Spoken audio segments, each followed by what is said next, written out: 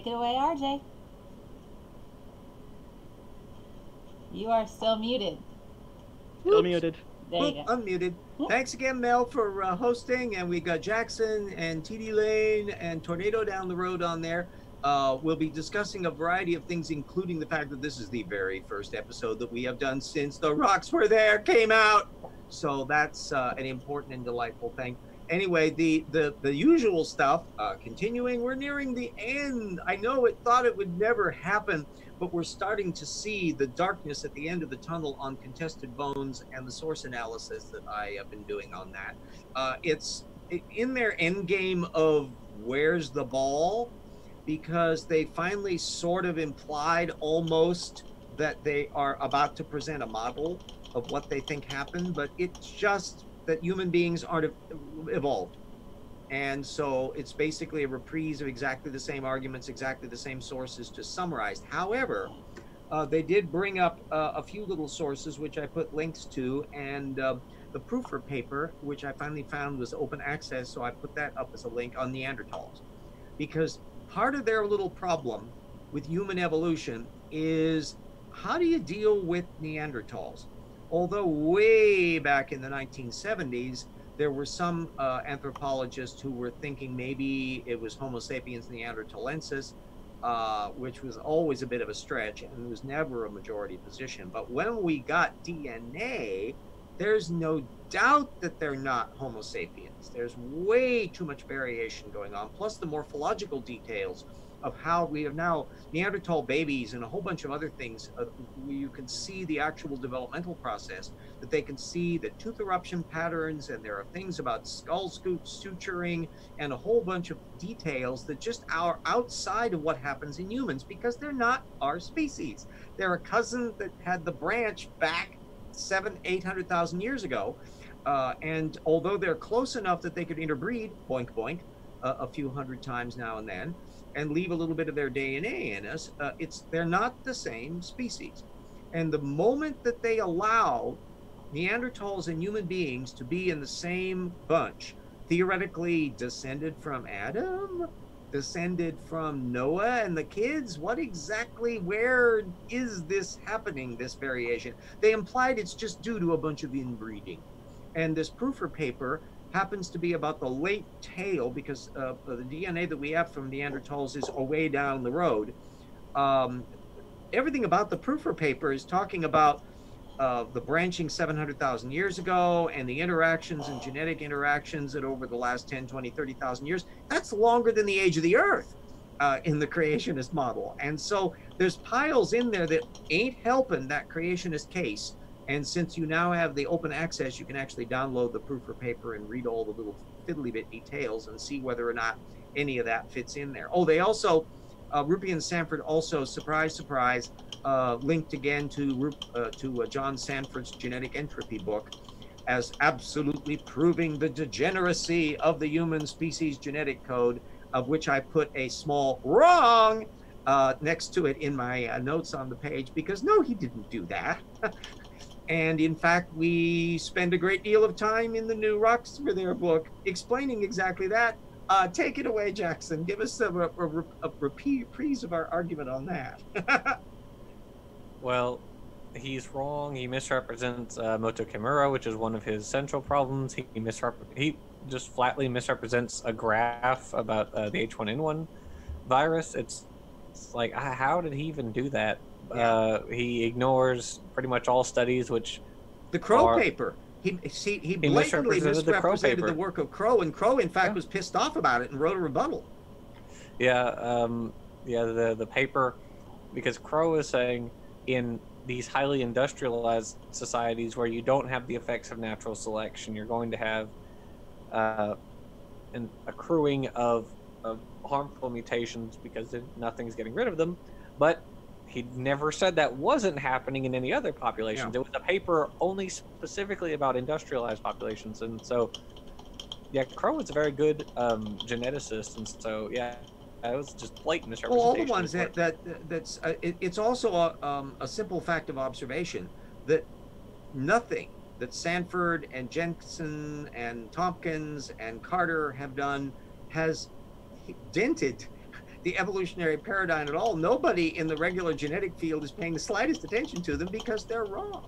No, yeah, the none of the long-term experiments, whether with E. coli or arthropods or anything, has been showing genomic degradation. There are no field populations that have been showing genomic degradation. Nothing. It apparently is nowhere. So. Travis Adams says, got my copy of The Rocks Were There Today. Thick book, small print. Laugh out loud. Yeah, that's true. You hold up the book there, Jackson, because you got your copy ahead of mine. Oh, yeah. Mine's going to be here on the weekend. It is not a small book. Yeah, that's It's about 2 evolution slam dunks. Yeah, well, an evolution slam dunk and a half, but nevertheless. Could you theoretically say you can use it as a weapon? You could use very it. much Yes, like you it. can brain people with it. You could use it as a paperweight. And between that and The Rocks Were There, intellectually, it is a deadly vice that will squeeze everyone out of the way, including James Cole. Cole. Yeah. Everybody who has the book will be able to look up on page 368 where we briefly allude to the idiot crank creationist James Cole, and I gave him a heads up that we mentioned him in the book, and he was not terribly thrilled with that. So he actually bought an ebook version of it. So he was a technical purchaser, and wrote the very first review, a 1 star, and he spewed his usual gibberish out there, and then there quite a few people have been commenting on it. They're saying, "Nah, there's something wrong in this." Anyway, yeah, you Cole, read I would have been 500-page book in I would have been less than 48 hours. Gobsmacked if Cole had liked the book, because I would have said, "What the hell are we doing wrong?" If James Cole, who has no judgment and intellect at all, managed to like it. Or maybe he finally realized he was wrong. I don't know. We could ice skate in hell, which would have frozen over by that time, to borrow an Isaac Asimov phrase. Yeah, probably, but there's no way he read an over 500-page book in less than 48 hours. He was quickly cherry picking, trying to find things. He even alluded to the amino acids chapter and the appendix at the end, and he was trying to make some snark comments about that. And sorry, we're way ahead of him on this one. Anyway, you'll find that what has been most gratifying that I've spotted so far is whether it's been on Facebook when I've been bringing this stuff up, and also on Twitter where I've been interacting with people, and you and I both have known from our various interactions on social media, the kind of arguments that get thrown at us on evolution matters. We deal with all of that. We've got those chapters on that. And so if not in this one, it'll be in the next one. Yeah, we cover a hell of a lot of material. And PZ Myers, who has bought the book, and he is, I mentioned it on Feringula, I pointed out in my comment to him that in addition to quoting the little excerpt from the book where we've discussed Cole, because he was amused that Cole had made the review that he had, I pointed out that there's a couple things up his wheelhouse on that, which is the Lenski long-term experiments, orphan genes, that section, and also the stuff on the chromosome 2 fusion. So I'll be looking forward to PC's commentary on what we did on that front, and hopefully he will be delighted and impressed by the damn thing. Oh yeah, definitely. It's and we did actually. Well, we mentioned him a couple of times, or a couple of on his blog posts. Yeah, he made some good comments on vestigial features and that element, and also on the nuttings, the appropriately named nutting characters, that there is a husband and wife young earth creationists that are just clueless on so many different things. So yeah, we have an occasional references to that, so fair warning. We've got some material from Christine Janis and others. The principle that we use for quotations, most of the quotations that we're bringing up are ones that creationists have drawn on, where we're showing what they leave out. And so we put boldface on there to indicate the material either that they've quoted or that they removed. And you see, oh gosh, that's really missing the point in there. But in other cases, when we do use quotations, it's because they're experts or analysts who have explained it so beautifully that we can't top them. So we just put that in because, who can write it better than that? Why some are very succinct summaries of whatever it is, and you're right. And then the rest of it, we go for the data points. and we're investigating as much as we can. I think we can rightly say that we've got a very up-to-date book, where not only for the regular technical literature with stuff from 2019 and that in there, 2020, but also up to date on the creation is stupid. So it's not like we're rehashing old things that people were saying like in the 1980s or 2000. No, it's unlike right, Kent Hovind. Yeah, right up to, oh yeah, Hovind gets a few mentions in there. We got some stuff on honorable or dishonorable mentions. Yeah, I think they're mainly in info boxes. In fact, there's a section on his weird views of Archaeopteryx and birds. That's in the info box, and then Chapter also 2, where he makes the mistake of offering a particular quote from Arthur Keith on human evolution that has a teensy problem with it. Keith never said it. So I mean, that would be a problem. Yeah, you know? and he had nicked it from, it's part of the creationist quote mine, and so that's one of those, it's one of those diagnostic quotes where if anybody quotes it, you got them, because the quote doesn't exist, it's imaginary. And you see, the problem with quotes is that if the person didn't say them, it kind of says a lot about you. That is, of course, a quote by George Washington. Yes, I indeed. expect nothing less of Hovind. Yeah, everything you see on the George internet Washington's is correct. YouTube video, I think. Yeah. Everything you read on the internet is correct. Abraham Lincoln. Yeah, but this is basic source methods, and so we've got we're really hitting the ground full bore, even more so than in Evolution Slam Dunk, on following up on that whole bit of locate the primary sources, investigate what it is, get the full data field, try to explain clearly. So there, even though you're going to bump into the specific terminology, well, damn it, we explain what the words mean. So we wanted to avoid having a conventional a glossary, but instead just explain them along the way, and made sure that when we brought up stuff that it would be clarified. And if there's any cases of where we've been bad dogs on that, let us know. But I think we've been really fair and accurate in making things to put it out in a way that is clear, so that you can see what it is and take home that information and make it easily understood, in addition to the fact that it's uber technical. So that means that if you're coming at it at the college level, you're not going to be feeling, well, this was a pretty dumb little book, this is way below my pay grade. No, we're at college level in terms of the technical literature and the technical detail that we bring up. So we're hitting, and in terms of authors.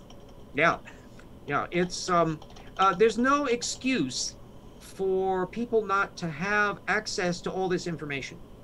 Our rules are, excuse me, if we can find it, anybody can. So any creationist that fails to have gotten the memo on these things, it isn't because it was in a castle somewhere where fire-breathing dragons were protecting it. No, it's because they were too lazy to look. Well, I don't know. Some of those paywalls are kind of scary. So.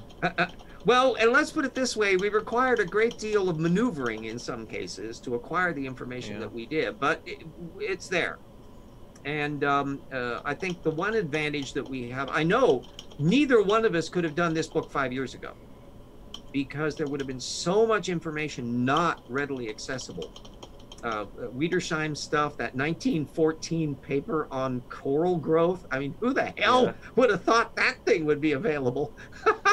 Yeah, somebody thought, I'm going to put this on the internet. Yeah, well, and it's because everybody's got their disciplinary interests. So there's oodles of people out there whose business now is going through their discipline and digitizing and uploading for their own scholarly use and their networks of people. If you're trying to do material to work out what coral growth effects climate change will do, you need to know about what happened in the past. And that stuff is instantly relevant. Oh, yeah, that actually, it's funny you mentioned that, because there was a paper put out by Science Magazine about these forams, I think from the last century, which were in a collection, and they compared these to modern forams and showed that they'd been getting thinner. Yeah. And that's bearing information out there. it's applying a rule that really began to come into archaeology and paleontology only in the 20th century. And it's What you mean? Don't loot and take everything? Exactly. You know that. Let's take an example like Troy. When Schliemann lit into Troy trying to find the famous one, he was basically going at it with the equivalent of a bulldozer. He was just carving his way down through the walls because he wanted to find the Troy of Homer. And modern archaeologists are going, ah! As to all the stuff that we would want to have known about the layers that he dug through that we don't know because he just dug into it and threw it all away. And we now don't do that. And so things that people wouldn't even have realized had an implication to where they can look at measuring what the isotope balances are by grinding them down and taking little readings, or looking at the thermoluminescence qualities of certain kinds of little crystals and things that they didn't even know that there's such information was available. That stuff now carries a whole new level of research, and now we're in the stage where it's why doing real science, Mel, I'm sure would agree totally about how the modern world involves such meticulous care in writing down all the fiddly bit details, because you don't necessarily even know what you need to know, so write it all down. Also, course, when you go through yes, peer review, the, oh, sorry. Go ahead. I was just going to say, also when you go through peer review, if you don't write it all down, they'll be like, but did you do this experiment to show that this thing is connected to that thing? And if you don't do that experiment, they make you do that experiment. I mean, it's just how it is. That actually is going to be coming up in an upcoming episode, I think probably next month. I had seen, I'll give a little teaser in advance on it.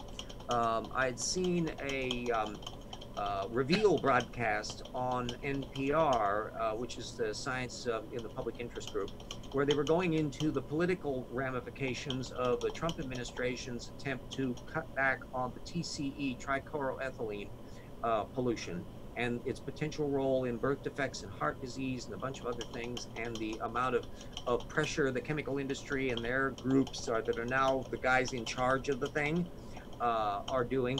And that intrigued me from a methods direction. I was going, I really wasn't aware of this TCE thing, so I've decided to go in, try to find out what the primary source literature was, to kind of get a scope on it.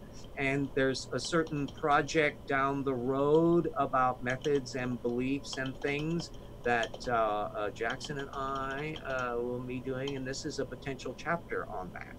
So there's, but let's put it this way, Jackson and I are probably going to be really busy on lots of things for a lot of years to come. Yeah, and I just dropped a new one on your plate just the other day. Yeah, in fact, I immediately thought of other material that can go into there, so we easily have another book length work. Oh, yeah. No, I'm sure and that's exactly why I gave it to you, because I was like, oh no, RJ is going to know loads of stuff about this. Yeah, and every bit of it is applied source methods. Absolutely. Which is, this is the universal toolkit. I can't bang the drum more that this is footnotes, and this is scholarship, and this is reading source material, how boring. No, this is the contact sport of all contact sports. You think the video game third-person shooter things are violent? Wait till you see scholarly debates, and you find how geologists can light into each other, and biologists, and mathematics. Kent Hovind. Well, he's not. There's no sense in which the word scholarship applies to Kent Hovind, but nevertheless, you can see how people who believe things that are just really not true will be using these bad methods in their thinking. They can't avoid it, because if they didn't have brains that did those bad things, they wouldn't have the views they do. They couldn't have the views they do. So approaching everything from that methods direction in every area is extremely useful. That if a side has the evidence on its side, you're going to find it if you start digging. And if the side really doesn't have the evidence on its side, that it's doing shell games to arrive at preconceived conclusion, even if they're bright people, even if they have scientific credentials, it's going to start not coming out when you start trying to find the documentary material on it. And then when you get into the real extremists, you're going to find instances of people who cite the technical paper and it says exactly the opposite of what they claimed it did. Andrew Snelling's done that, where the source literally doesn't say what they claim it did. Minton and Wiedersheim. Once in a while, where the source doesn't exist at all, as Steve Austin and Hush, and their thing on the mollusk mystery. You know, you get into these things where anybody that's been following the creationism case knows that there's creationists who say stupid things and repeat mantras over and over again. You have no idea how badly this pervades creationism until you see the upper echelon people blowing up like smithereens again and again and again. Yeah, you look at them they're and walking bombs. Yeah. Yeah, you look at them and you see how bad they're doing, and then you think about the hordes of little bloggers beneath them who are making even worse mistakes. Yeah, well, and the ones that follow them parasitically, just like a certain Eric Hovind following a certain Steve Austin on a certain matter of salt in the ocean that a certain person is having us do a thing on. And it's the same thing over and over again. Fun fact, we wrote about salt deposits. Yeah, we even referred to one of the sources in there, the most recent one in there, but this will be kind of like a little sidebar of some of the background material on it. We have a lot of fun with this kind of stuff. That source methods shouldn't be boring, it should be fun. And everybody does it in a way whenever they get really interested in a particular subject, to where the person who knows the baseball stats, or the opera buff who can tell you all about who sang what when, or the automobile enthusiast that can tell you exactly when that carburetor came in to be used in that car. This is all source methods grounding detail bit. Everybody has their own particular interest.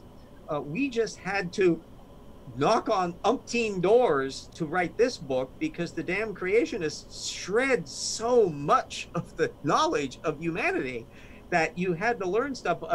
Neither Jackson and I are professional geologists, but we all had to dive into it because fortunately we do have a professional geologist to help us. Steve Bauman, who we are happy to say that the vetting of the various geology and radiometric chapter books we have done, we have made no mistakes at all. There was no instance of where we got, we got to rewrite that one. That was a goof. At most, all we needed to do was to add some new information that even made it more illuminating, or make some little from chat. technology adjustments. That's all. From Travis Adams, salt deposits? You mean like Lot's wife? Yeah. Indeed. If only it were that simple. It bumps into, in fact, a lot about the salt deposit issue relates to not only the Mediterranean salinity crisis, where a lot of the salt deposits are in the bottom of the Mediterranean, but also that whopper sand issue that's just brand new in the creationist thing that relates to the Gulf of Mexico, where, it's not helping the creationist case there either. So all of these science issues relate to ultimately economic things. Everything relating to oil and coal is a fossil fuel thing, and companies have no company. We've got all that stuff on the Zion oil and gas in the book too. If you don't know about that, you're gonna enjoy reading the book about all that stuff. Yeah, they're a hoot. Yeah. All right. Do not attempt to find oil based on the Bible. It's not a wise policy. Yeah. Yeah, no, it is not. So you got the lesson of the book is you have to take everything creationists say with a grain of Lot's wife. So. Yeah. And basically is don't trust anybody. Don't trust us. But we will contend that if you check on our source base, you are going to find, damn it, we play fair with our facts. That reminds me.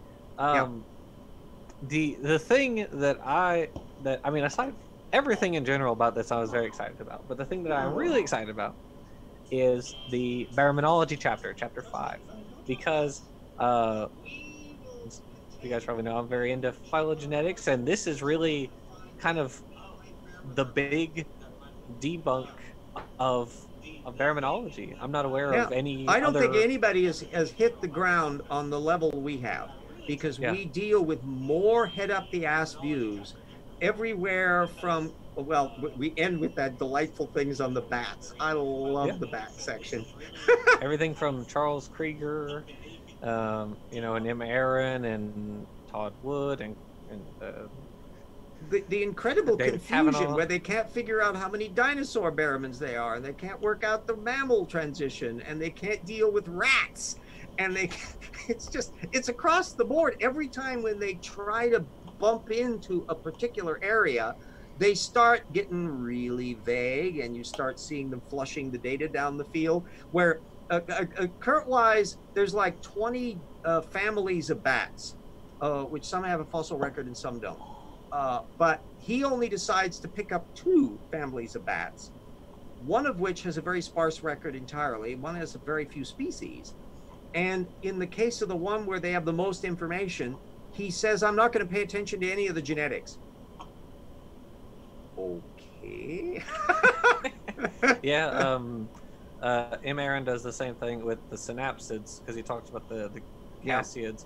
But he says, he kind of creates an arbitrary point where he's just going to go, I'm ignoring these fossils because reasons. And he's the fossils, which are gassiids, he says, I'm going to exclude them from my study. Yeah, because they weren't complete. They had a few pieces missing. So I'm going to ignore them all. And then there's the cognitum. Oh my gosh, yeah. If you don't know, I'll type that into the live feed here. The cognitum is a word that I actually didn't know until I saw Jackson's analysis of it, because it was a thing where, like, it doesn't show up anywhere, even in the creationist apologetics. You won't hear Kent Hovind. He would have trouble saying whatever that is if he bumped into it. Yeah, but the problem is, what it is the creationists have a third zone of study to try to figure out what kinds are, and it's basically public opinion. It is not basically. It is public opinion. Yeah, it's the and we bring up a whole bunch of examples related to bovids and cervids with it, but they literally say goats and sheep and goats are not in the same kind, even though they're in the same family, because people tend to think of goats and sheep. Same thing. Not because their baraminology wouldn't suggest they would be in the same kind, but we're going to ignore that because people don't normally think of them that way. And there we go. So this is the America's most popular baramin show, where people can kind of put in their little votes, I guess, and figure out what taxonomy. No, I'm sorry, that's not how science works. Yeah, it is quite literally like Kent Hovind likes to say his what is it, the 5-year-old test or whatever. You know, take a 5-year-old and have them look at 4 animals. It's like, oh my God, C. Brown, you're in the field again. I will quote you, where the technical sources are for the evolution of the mammal jaw from the insectivore jaw. I cover that in Evolution Slam Dunk. The work was done decades ago, before you were even a little teeny guy in diapers, before you were an ignorant person in diapers and became an ignorant adult, not in diapers. It's all in there. Well, we hope. And so, anyway. C. Brown, you're so far behind the data curve, you don't know that there's a data curve you're way behind on. And there's the problem. Find out the material. Don't take my word for it, but for heaven's sakes, don't take creationist words for it, because you are barking up the wrong tree in the science. You are relying upon sloppy scholars who misrepresent their sources, who evade and flush data field right and left, and we show it example after example after example with their own documentation in the new book, as well as I did in Evolution Slam Dunk. So there it is, C. Brown. You're way behind. C. Brown, we don't have to guess we evolved from an insectivore-like creature. We have the fossils on it. And if you ever got off your duff and read any of the paleontology material, you discover this. But you're never going to find out about it by looking at creationists, because they ignore the data for you. And you are too lazy to fact-check that. Golly gosh. Well, there are some other fun things that we read about in the baraminology chapter, like Georgia Purdom unfortunately introduced us to the concept that I don't know if RJ knew, but I certainly didn't know, that hamster eggs can be fertilized by human sperm. Yeah, I didn't know that either. I didn't know that. Let's put it this way. Know that, but now fertilizing human eggs in general and hamsters in particular have never been one of my hobbies. Let me pause briefly here to thank the patrons on the show, because we're in the half-hour point. I don't want to miss any of that. Thank you so much. One of the reasons why we can continue to run along like this and do the work is because of all the people out there that have helped the project. Naturally, I want everyone in the world to be a patron. We know C. Brown will never be a patron. He's too busy ignoring data that's ignored for him by the creationists. But let me tell you, thank you to the colleagues, Henril and Eric Rowley and Speed of Sound and Suris and Zeshi, and our researcher levels, Travis Adams and Convert Me and Eat Meal and James Fitzwater and History Minor and Ralph McFadden and Apologia, however you want to pronounce it. Assistant researchers Mike Apple, Ian Chen, Duranku, Benjamin Simpson, and Torres Real, and our friends Daniel and Steve Bauman. Thanks, Steve. Our geologist, Marigale Beddoes, and Insects Are Cool, and Devin Reeves, and Morton Nielsen, and Paul the Skeptic, and Papalophagus, and Bo Rasmussen, and Staggles, and Alex Stone, and Paul Williams. And then also legacy patrons who were able to help for a while in whatever capacity, and I still thank you very much. Jen and Jody and John and Keith and Andrew and Dyer and Yui and Mona and Brad and Daniel and Nyanya and Sunskaya and the Ugly German Truths and Everett Vincent and Sewer. Every one of you have helped out in one way or another, and it is much appreciated. The old RJ, who is a Social Security person, and I get the book royalties and the Patreon and the GoFundMe. That's my income thing. And it makes a difference. So thank you very much. And there's links to the Patreon account and then the GoFundMe and all that, and all the books, including the new Rocks Were There book, in the video description. So it's a mouse click away. And I know in the circumstances where there are people that are on just as limited a budget as I am, I'm well aware of that. Do not hawk the grandmother to get my book or to become a patron to the account. But if you have a little bit of spare, instead of going to the movie or buying a latte or something where you go, yeah, RJ could use it, because think of all the creationist support that Ken Ham and all that get from their side, and we're a long way from that. Anyway, there's my can rattle on that front. Now back to the exciting part. I actually have a plug too. Yeah. Well, there's this game that's been being developed called Outbreak. It's basically a storm chasing game, and I'm getting a call from someone else, so I'm gonna have to leave. Okay. Okie doke. See ya. Yep. Hi, Tornado. The that storm got chased away. Yeah, storm got caught. Well, given the tornado, it hit the Nashville, Tennessee. You know, if there's no bad weather, that's ahead of the game on it. The other half of the show, the little point that I brought up, I always like to have a little side thing. Usually it's stuff that pops up from Creation is Stupid. And fortunately, there are several spigots that just never give up.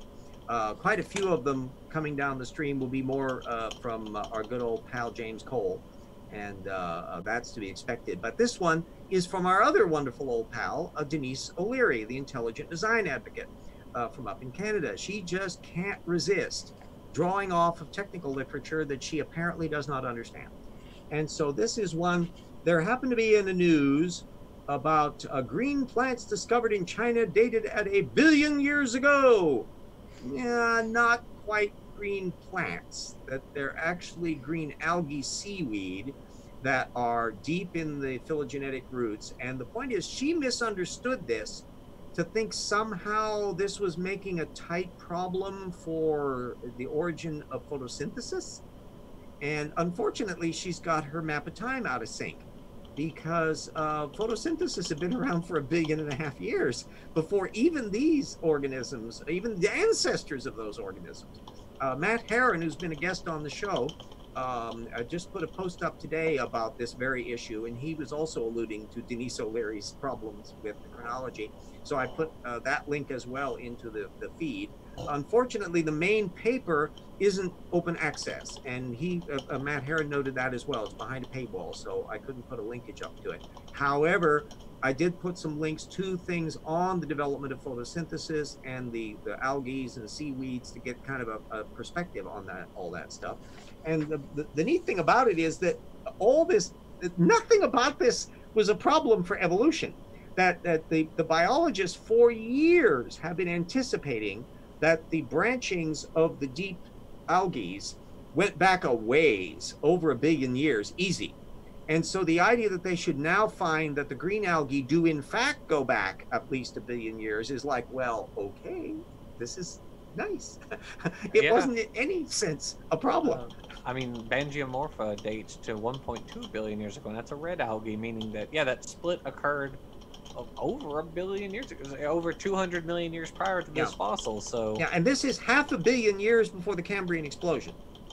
So just to put it into perspective, and this really comes up with that, which we reiterate again in the new book, the 4 problems of people who believe things that are not true, and the creationism example being over-reliance on secondary sources that they don't fact-check, relying on a relatively small data field of core fact claimants, only 60 in anti-evolutionism, 60 or so. We got a list in the book. Who are relying on only a small chunk, 10% of the data field, and then they don't really figure out what they think happened with that data field, and they have no standards for changing their mind.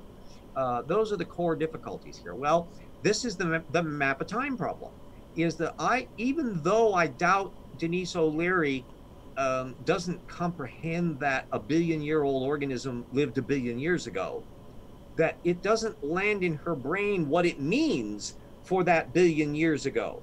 To think about, well, what was happening before that, and what was happening after that, and are there design events, in which case what are they, and what would they look like, and how much natural change has been going on, and what about endosymbiotic phenomenon, and what about the cycles that are underlying photosynthesis, and those go back way before photosynthetic organisms.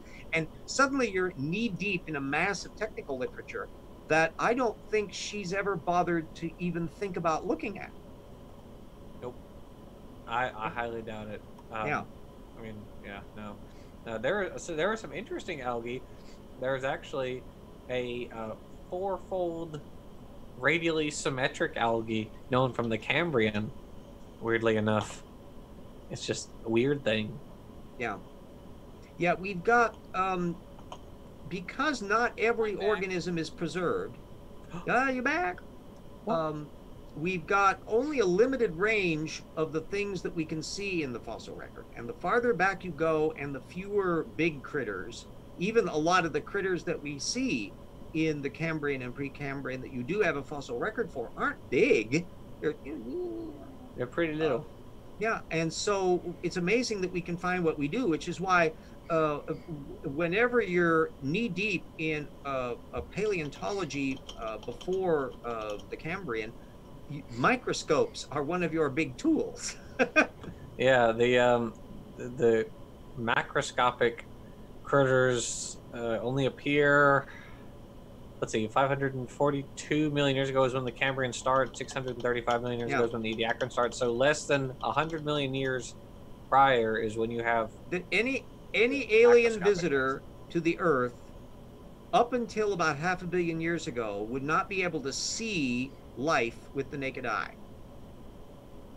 That all the stuff that's going on is so small and teeming around in the oceans that they would have to get down and dirty and take samples and get their little microscopes out and go, oh, look at those. Oh, good heavens, look at what they're doing. Pretty much, yeah. It was, I mean, for what, almost half of our planet's history, it was just prokaryotes. It was bacteria and archaeans just dividing. And yet, interesting things are going on in the cellular systems and the genetic structure that's laying the foundations for the stuff that make all those razzle-dazzle multicellularity things later on. The fact that what's so interesting about these green algae things is that they are multicellular and that they have compartments in them. And that's something that's going, ooh, because every one of those things is telling you about stuff that's going on in the genetics. Then you start scratching your heads to go, how much of the genetics is the same as their counterparts today versus how much of it is a precursor form, and can we work that out by studying the existing organisms and peeling back the processes and all of that. And that's where paleogenomics come in. And that work is only going to continue. The likes of the people that we've already had as guests on the show and had conversations with, you know, they're just the tip of the iceberg of the already established group. Imagine all the younger generation, the ones in your age group, that are just itching to be applying all of these new things and discover more stuff. Yeah, exactly. Yeah, it's it'll be interesting. New fossils are found all the time. Scientist Mel says Jackson is drunk on evolution, and you aren't even trying to go into AA. I don't feel intoxicated. I can drive. Yeah. Well, the one thing you're never going to enter into is AIG. Yeah, I think I know too much about creationism to become a creationist, so there's that. Yeah, we can. And C. Brown, showing his fabulous Google skills, claims that he cannot find any information on that. Well, it's not easy to find. You're going to have to ferret around, and you're going to have to read some technical literature, and you're going to then look up the sources in those technical literature and have to track those down. A simple brain-dead Google search, unless you already know the title of the work, won't get you there. And that's why it involves hard work, not just flitting around on the foam of the beer. On what? On the algae? No, on the jaw transition issue. The paper on it that was done particularly. But it was stuff in the 1960s and that, and a lot of it, the journals aren't open access, so they're tricky to find. Go on Wikipedia and they'll provide you with a list of citations. Just go on there, look up synapsids, and it will, explain that whole thing. Well, the details of that selection pressure issue, it took me quite a long time to get to that stuff. It was actually not terribly easy to find. It required a lot of end running and coming around from other directions to work out how actually a better clue would be to work out the masseter muscle. That's evolution of the masseter muscle. Check that little puppy out. And when you start hitting the technical literature level, and a lot of it was done years ago, that's just been built on since, it's never been repudiated or altered because it's just part of developmental biology. But the main point is that we know, not guessing, that the early synapsids that are critical to that shift of the expansion of the dentary bone are insectivores. And we know that because of the shape of their jaw and the shape of their backward pointing teeth. This is diagnostic, uniquely characteristic of an insectivore. There ain't no critters that are anything other than that. It also explains why the dentary bone was able to expand and the jaw hinge that was already there didn't have to have any stress load, because insectivores are notorious for not having to have a strong bite. We don't have to guess at this. Ironically, that one paper that Michael Denton brought out from Science Magazine alluded to this issue, and that's part of the path that I took to eventually find out more about that expansion of the dentary bone. But I don't expect C. Brown, whose scholarly analytical skills are about a par with John Maddox or Kent Hovind, is going to get very far on it. But it's not because the information isn't there, or shameless plug, buy my damn book, and you can find the references in there anytime you want. Ha ha. So there you have to pay the price of admission. Buy the book. Yeah, we got all that stuff. Well, Slam Dunk is where I went into detail on the specifics of that part there. We do reference it in the work. But that's the thing, is that here, C. Brown bought the Sanford, Rupi and Sanford's book right off the bat when he was complaining about the shows back then. And he immediately bought that book, and he's been copying slavishly out of it ever since. But the he's never genetic entropy book? Yeah. Well, the book I've been reviewing, the Contested Bones. Contested Bones, okay. And so he feels terribly proud that he now has the truth. No, he doesn't. He has the propaganda from the young Earth creationists who we know from looking at their source scholarship don't play fair with their facts. I mean, some of the things you have to wonder if Sanford is being sincere. For instance, his treatment of the Gulo pseudogene, where he says, why is this called a mutational hotspot but not other things? Really? Really, Sanford? You're a geneticist. You know this is a mutational hotspot. What are you talking about? And just when when you have geneticists like him who comes up with genetic entropy, which, come on, even he has admitted it has not been observed anywhere. He has admitted this. And we quoted him saying that in the video we did, and I think we have it in the book too. Yeah. And you have Georgia Purdom, who says there are no beneficial mutations, even though it's trivially easy to show that beneficial mutations exist. You have to wonder about this in sample sometimes. Yeah. It's just, I mean, C. Brown's got a glorious one in here. James, I just wanted to know what convinced you about these fairy tale. I wanted you to prove that you have a wide selection of secular sources, and I also wanted to know if you fact check them. Oh, everybody that watches me knows exactly how I fact check stuff. Jackson knows how far I fact check everything. Pelagia, all of these people know exactly about that. And I'll tell you again, what persuaded me that evolution was true, macroevolution was true, was the reptile-mammal transition. Because I would have to believe that a designer deliberately designed specifically predicted forms of life that were not known to have existed at the time, that did not exist in the contemporary world, but needed to have existed on evolutionary grounds exclusively, that this designer, out of a love of Robert Broom and evolutionary paleontologists, decided to litter the fossil record with just exactly the transitional forms that made sense from that evolutionary point of view. You may believe your God is a fantastically nasty little trickster. I have a higher standard and are just saying, no, it's evolution. That's what persuaded me. And I know, because I have surveyed in that book, Evolution Slam Dunk, all the anti-evolutionist arguments on this subject. I don't have to guess that they never addressed that data. I observe them not addressing that data. So am I supposed to pretend that I don't know all the information I do because they shuffle it under the rug and ignore it? No, I'm afraid I can't do that. C. Brown, you may have a mind that can do that. I'm sorry. Yeah. Yeah.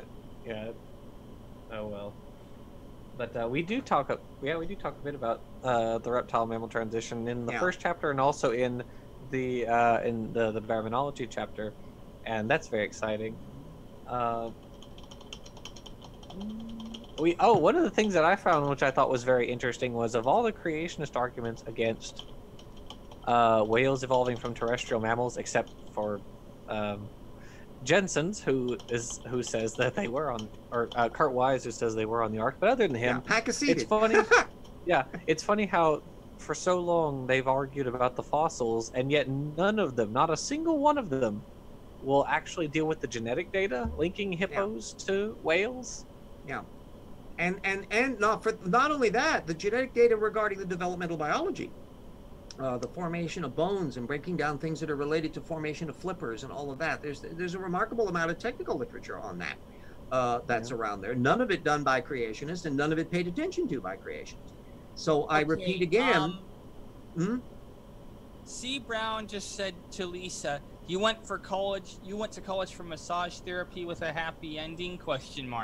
In response to her saying she went to college for psychology, anthropology, and mental health counseling. Yeah, well, in other words, C. Brown decided to add homonym Lisa. I would expect nothing more nor less from C. Brown. This is not somebody that's going to be raising the bar of intellectual discourse in any area of his It's in the basement. The bar is in the basement for C. Oh, sub-basement. You know, you have to dig a trench to get down to the area. Yeah, and I keep on saying, if C. Brown wants to put his money where his mouth is, go right ahead. Write your damn monograph. Contact the scientists. Tell them how you know their field way better than they do. Strut your stuff. Make your argument. And let us know how that turns out. Earn your material. We put our money where our mouth is. We put our words down. We put our technical literature down. We subject it to the analysis of others. We listen to things, and we know from the actual scientists that we're damn careful about our material, and we don't have to feel at all nervous. Oh, I think there's going to be some scientists out there that are going to really dump on our book for all the No, we're okay. TD Lane, you might want to look at C. Brown's latest comment. I think it's directed towards Lisa. I'm not sure. Yeah. We can just mute him, right? I told you I put you in the corner, and you're now in the corner. Yeah, can you give me a wrench too? Oh, are you in the thing? Yeah, I'm in the TD's got a wrench. Are you Yeah, in I the- just cornered him. Yeah, Think about what you've done. yeah. Oh well. Think I don't about have a is wrench. not something that C does very well. Yeah. Anyway. think in general.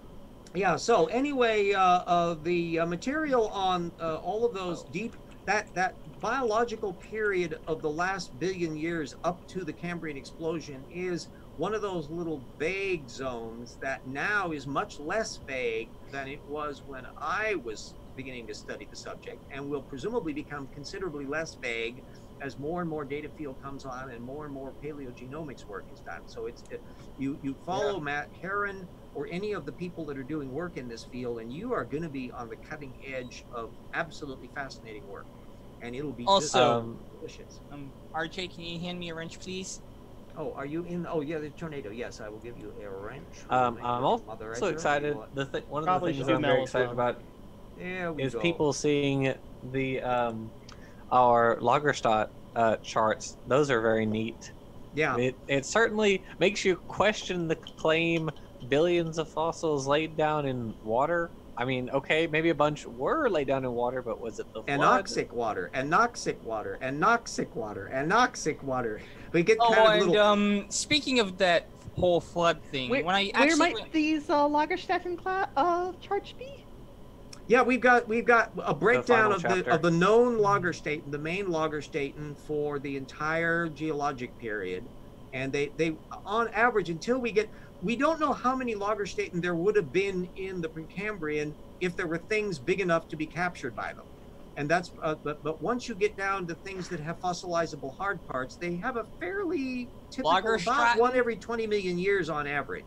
what's It's it a fairly- called? Lagerstraten? Lagerstätten, yes. Lagerstätten. Lager, Lagerstätten. It's a fancy word with an umlaut on it in there. And Lagerstatten. yeah, I mentioned Yes. it in Slam Dunk a bit, and but it really gets a whole neat subsection on here because who was it, Snelling or was it Snelling that tried to make a big With deal out of Snelling, them? Yeah. I've Yeah, got a and- question. Yeah. Is a Lagerstatten where you go to get beer? Well, you might want to drink some beer after reading about Lagerstätten. It's a fancy little German word for mother lode deposits. It's deposits that preserve detailed soft parts, and it's virtually always an indication of the detailed chemistry of the environment. An awful lot of them are anoxic, which means since there's no oxygen in that environment, things that drop dead in there aren't decaying as fast. That's why we have them preserved the way they are. And one or two, I think one of them comes from a meteor impact. Some are in the process of being made now. Yeah. That was kind of a neat surprise. So I think everybody that gets the book, even in specialized areas, are going to be surprised at some of the stuff that's pulled in, that we pull in from umpteen different disciplines, and you'll go, ooh, wow. Plus, it's just damn fun. Yeah, the Tanis site, which is like Yeah, the what was KT it, crate. hours or Yeah. something. Yeah, is like just after the meteor that killed off the non-avian dinosaur struck the Earth. So that's Yeah, even with here in the even United with States. microtectites preserved in the fish gills. Yeah, it's pretty crazy. It is a snapshot of the event as it was unfolding. It's right there. Yeah, during it's it. kind of like there that were- issue in Pompeii. Yeah, which comes up in the book, Yeah. volcanic deposits. There's a whole bunch of stuff knocking around in the bit and we wanted to connect it up with circumstances where people would think about things, and we also wanted to cover to where if somebody said, "Oh, but what about?" Yeah, we talk about that too. Yeah, the meteoric impact is especially funny because Snelling was the point person for AIG on meteors for years, and he denies it's. The funny thing about creationism is they will deny the existence of something right up to the point that they claimed we always believed in it. We always believe it. Yeah. And they get around to this point. Probably at the moment, the guy who wins the award here has to be Nathaniel Jensen for claiming that they've always believed in transitional forms. You have to go. Yeah, that no. Even this, I'm in the next book. in the next book, because I'm writing a chapter on the fossils. Menton is still arguing that there are no transitional fossils. There was an article published last year by a creationist that says there are no transitional fossils. Certainly, the vast majority of creationists do not accept transitional fossils. No. Hold on. Let me rephrase that. There are no transitional fossils except for all of the ones that we found, because every fossil is transitional. Well, we go beyond that because that's a true statement, but not as useful as the more specialized way we use it in the book, which they is would just kind of roll their eyes we're particularly interested in the idea of very specifically predicted necessary transitional fossils, where you'd have to feel just like those probanic gnathids that the designer we call it the fossil genie, you know, where the designer just really must love evolutionists because there he comes again. Came through for us time after time. Yeah, nobody in the paleontological community is gnashing their teeth and rending their garments in despair at the absence of stuff in the fossil record, other than the fact that when they encounter some areas where there's a lot of time frame between particular areas, they just don't have a data field to play with. But way too often, things fill in the gap. And of course, as we know from Duane Gish, the more fossil transitions you have, the more gaps you have to fill. So, of course.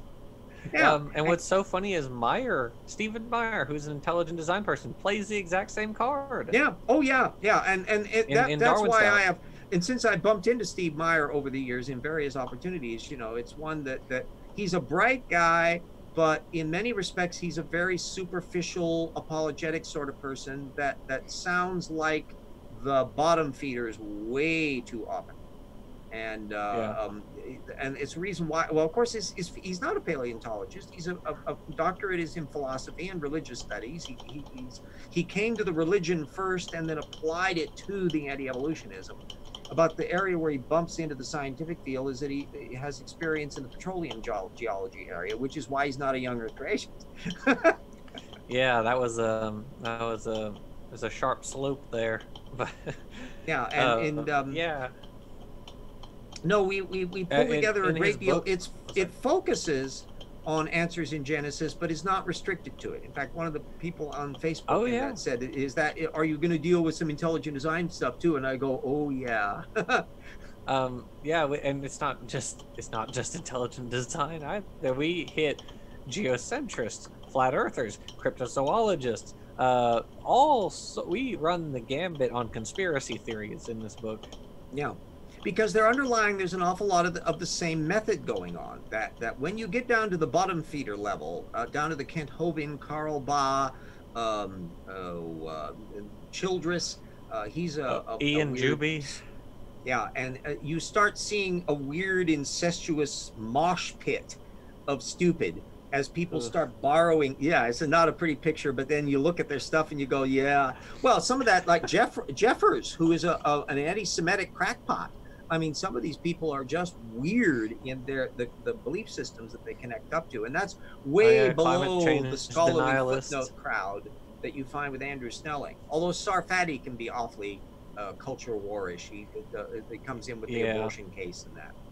Yeah, we've got the abortion people like Dinesh D'Souza. We've got climate change denialists and all sorts of stuff. It's I saw somebody cite Dinesh D'Souza today. It's part of it. Well, again, it's a methods issue because you've got an example of a long daisy chain of ignorance. I can give you the short form on it.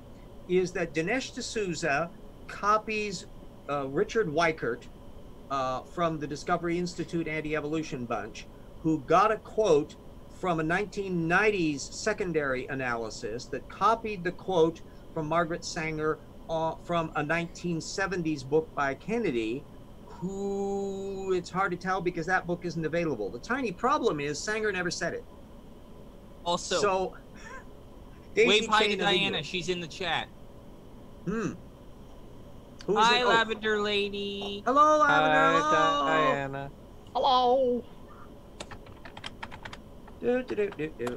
Yeah. I don't know. We cover a lot because the gift that keeps on giving.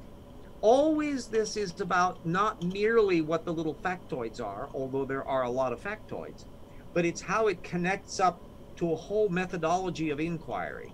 And the thing that indicates about the lack of curiosity on the part of some of these people, that the lack of diligence, it's not that although in D'Souza's case, the fact was that he actually cited the journal where Margaret Sanger didn't say the thing he claimed she did, but apparently didn't realize that that was the case because he didn't bother looking close enough. That's the charitable interpretation. The uncharitable interpretation would be that he knew full well she didn't say it, and he said it anyway because he bears false witnesses in a scuzz bucket. Well, I mean, he's a moron, but you know, I don't know, but he's an allegedly educated moron. That he comes across as a very patrician, collegiate. He moves in collegiate settings. He's a darling of the neoconservative college set, Federalist Society, and that kind of Young Americans for Freedom type. But scratch his source methods, and is there much difference between him and Kent Hovind? No. No, yeah, no. He's a sad thing to say. They're in different businesses. You know, Kent is in the change to science business, and D'Souza's in the change history business. Yeah. So there's a lot of revision, and we have a thing on David Barton and the connections that pops up in there. That there's an awful lot of little cross threads.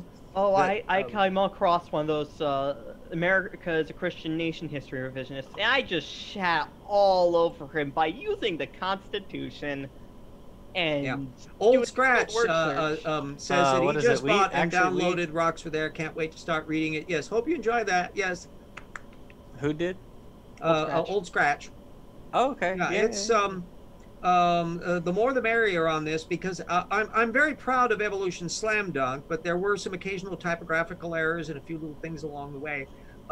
In this one, between the two of us, I think we make a really neat writing team because of the information that each one of us has and connects up with it to where we're better together than we are separately as writers. Oh yeah, I would definitely say so. You add quite a dimension to it that I do not have. So. And when I dive into the material that you've written, I'm going, God, I didn't know about that. Ooh, that's interesting. Yes, and so I go off. So between the two of us, we create this synergistic dynamic. And meanwhile, the creationists that we are criticizing are farther and farther and farther and farther behind where we are, and we intend to be a moving target, and we want everybody else to be as fast moving in this area as we are, which means that when any creationist pokes their head up, they're going to have the maw of data ready to be dumped on them, no matter what they bring out, to where, oh gosh, you didn't check up on that, did you? Yeah, no, they didn't, and we called them on a lot of stuff.